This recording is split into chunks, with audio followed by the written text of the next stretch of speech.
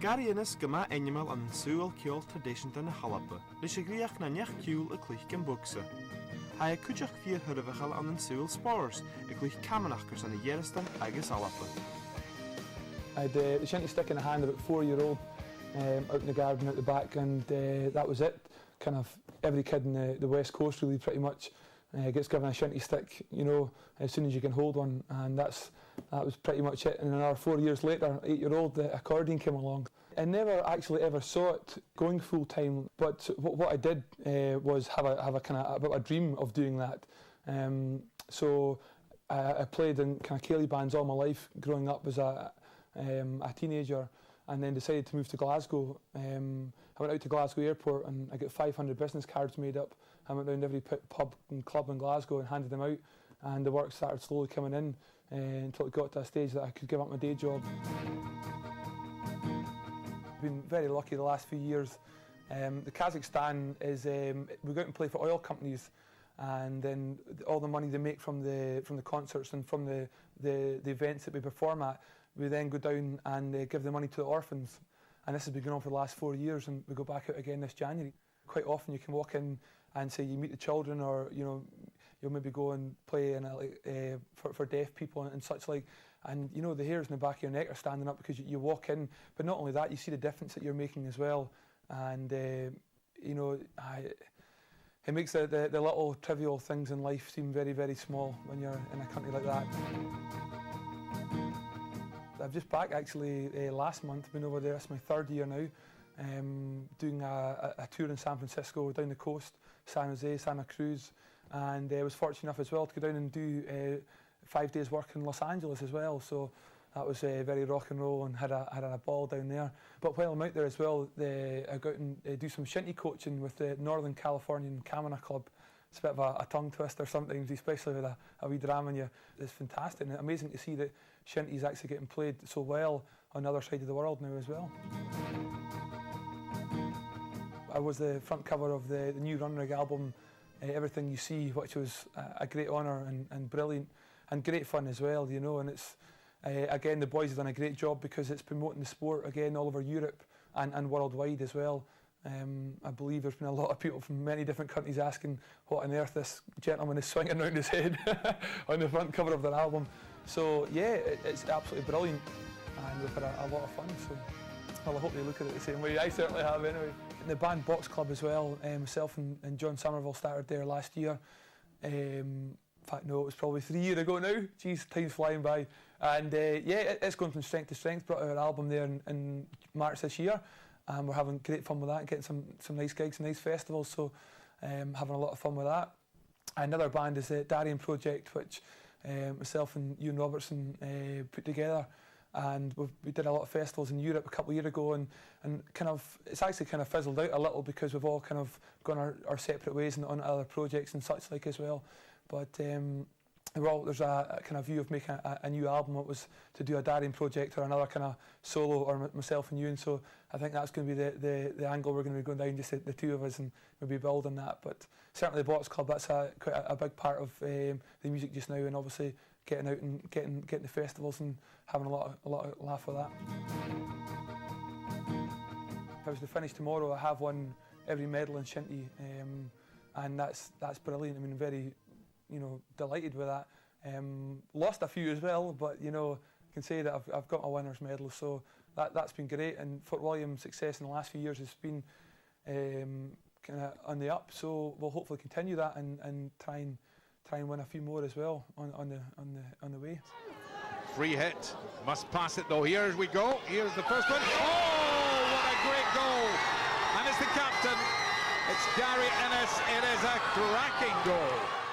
2005, it was ourselves against Comali, and what was it was set to be the biggest Kamina Cup final that this decade certainly was going to see, if not this sort of centenary. But unfortunately, it rained non-stop for about 2 days, and with it being live on television as well, then a lot of people stayed in the pub, stayed nice and dry, and get very drunk and watched an amazing game, in which we ran out 3-2 winners in the end. In the history books as well, it's never been done before either. So the scoring a goal to Albert Smith and being captain So yeah, it's brilliant. I'm very lucky that day. But again, it's a team sport. It was my turn to be captain that year. So yeah, I was lucky. It was brilliant, and I'll always remember it, obviously. And I've got the video and the medals to show. I'll find it very, very hard to imagine anybody having a dominance in shinty the way Kanyusi have in the last 20 years. Again, even in shinty at all. Certainly in my lifetime, I don't think it'll happen. Yeah, I mean, growing up, coming into the first team when Kanyusi, I think they were unbeaten for 92 or 93 games, and this at an amateur level, or I believe even at a professional level, was, it's in the history books. It'd never been done. And I'm glad to say I was there the day that and play the day that they lost it, but when we beat them in Inverness. But I don't see that happening in Lochaber or Badenoch again. Certainly my generation, and I hope not, because I don't think it'll be good for the sport. But the dominance that Badenoch have had, or Kanyusi have had on the sport in the last 20 years, has been unbelievable. And I mean, they've worked very, very hard at it, and they've trained very hard at it, and they've had a lot of great people behind them, and they've done very well at it. Gary Innes, Stachla. Oh, agus Gary Innes! You want to beat the best, you want to be up there, you want to be the best yourself. And because of that, then yeah, of course, it's huge. I mean, even to get a point off Kanyusi for a lot of clubs is a huge step, and a great benchmark of your season. You know how you're going if you can take a point or beat Kanyusi. But on the other hand, for us, then obviously we want to beat them every single game, and vice versa. I'm pretty sure their season hinges on beating Newtonmore and beating Fort William on a regular basis as well. It's been brilliant, and we've had a lot of great results, especially that's 3 in a row now as well against the Irish, and we beat them in Croke Park I think 3 years ago now as well, and that was a monster win, as in they'd never been beaten in Croke Park, and this was their kind of sacred ground, and that was a huge kick in the teeth for the Irish, and I mean they really weren't happy that year, and again we'll keep building on that. Playing in Croke Park definitely is one of the highlights of my life for sure. To get in there, and it's the noise that always got to me, because what they did was they put us on before the Aussie Rules International, and then they would sell it out at 90,000 people. So at the start of the game, you would maybe have 12, 13, 14,000, but by the end of the game, you'd a pretty full stadium in there, and of course all shouting for Ireland. So when they scored a point or a goal, then the roar was incredible. But also, when you get a point or a goal yourself, and you look up, and you're looking at maybe a 20-foot television screen of your own face looking back at yourself, it's pretty incredible, yeah. But it's one of the most amazing stadiums I've ever been in my life, and I've been in a lot of football stadiums watching matches and such like as well, but it's really something pretty special about it altogether. I feel that if I did worry about it, then chances are, it's more likely something will happen. Can I just go in with the frame of mind that if it's going to happen, it's going to happen?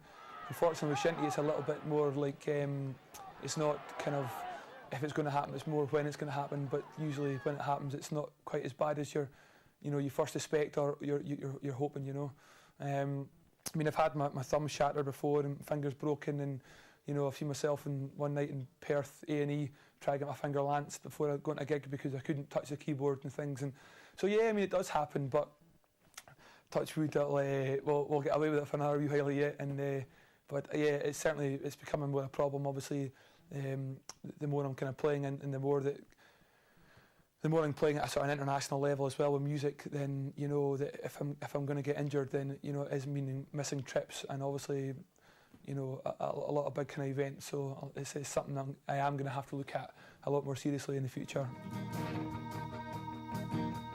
Definitely the music, 100%. I've had some amazing days with the shinty, some brilliant finals, some great goals and great fun, and obviously playing with the boys, it's been amazing. But the music's taken me to many different countries, met many different people, played in front of thousands and thousands of people, and just basically living the life that I want to live. There's no unfortunately no money in shinty, so I can't do that. But yeah, the music takes me all over the world, and I just absolutely love it.